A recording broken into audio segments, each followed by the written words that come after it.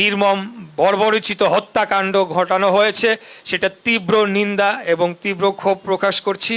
আমার আপন ভাইও যদি কোনো ধরনের অপরাধমূলক কাজে জড়িত হয়, তাকে অবশ্যই আইনের আওতায় আনতে হবে। ব্যবস্থা নেওয়ার দায়িত্ব সরকারের, আমরা সরকারে নয়, আমরা এখনো বিরোধী দলে রয়েছি, আমরা সরকার চালাচ্ছি না। আমরা যে ঘটনাটি দেখেছি মিটফোর্ডে, একটা বিভৎস এবং বর্বরচিত একটি হত্যাকাণ্ড সংঘটিত হয়েছে, যা মধ্যযুগীয় বর্বরতাকেও হার মানায়।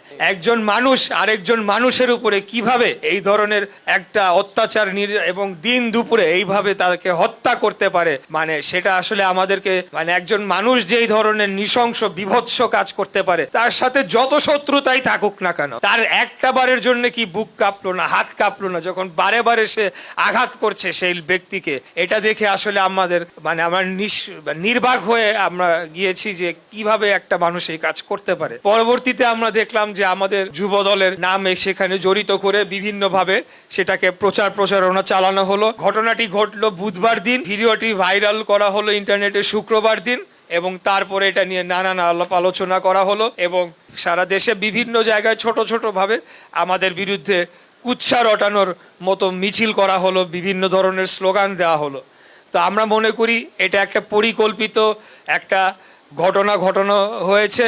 এখানে প্রথমত যে ব্যক্তি এবং যারা হত্যাকাণ্ড সংগঠিত করেছে, যাদের সিসিটিভি ফুটেজ পাওয়া গিয়েছে, তাদেরকে অবিলম্বে বর্তমান সরকারকে খুঁজে বের করে তাদেরকে আইনের আওতায় নিয়ে আসতে হবে।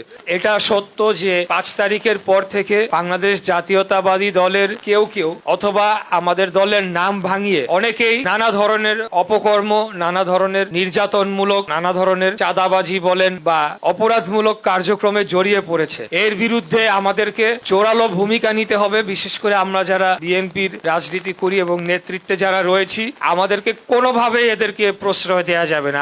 এদেরকে খুঁজে বের করে একজন করে খুঁজে বের করে তাদেরকে নিবৃত্ত করতে হবে এবং তাদেরকে আইনের আওতায় তুলে দিতে হবে এবং তাদেরকে বিচারের সম্মুখীন করতে হবে। আমরা কোনোভাবেই যারা অপকর্ম করছে, এই কয়েকজনের গুটি কয়েক যারা অপকর্ম করছে, তাদের দায়ভার আমরা নিব না, আমাদের দল নিবে না। কেউ ব্যক্তিগত কারণে যদি কোনো ধরনের অপকর্ম করে থাকে, সেটার দায়ভার আমরা দল নিব না। এবং আমরা স্পষ্টভাবে বলতে চাই, এদের বিরুদ্ধে ব্যবস্থা নেওয়ার দায়িত্ব সরকারের, আমরা সরকারে নয়, আমরা এখনো বিরোধী দলে রয়েছি, আমরা সরকার চালাচ্ছি না। এটার জন্য দায়িত্ব রয়েছে আইন শৃঙ্খলা রক্ষাকারী বাহিনী রয়েছে, পুলিশ প্রশাসন রয়েছে এবং বর্তমান অন্তর্বর্তীকালীন সরকারের দায়িত্ব এদেরকে, যারা অপরাধী তাদেরকে খুঁজে বের করে তাদেরকে ধরে তাদেরকে আইনের আওতায় নিয়ে আসতে হবে।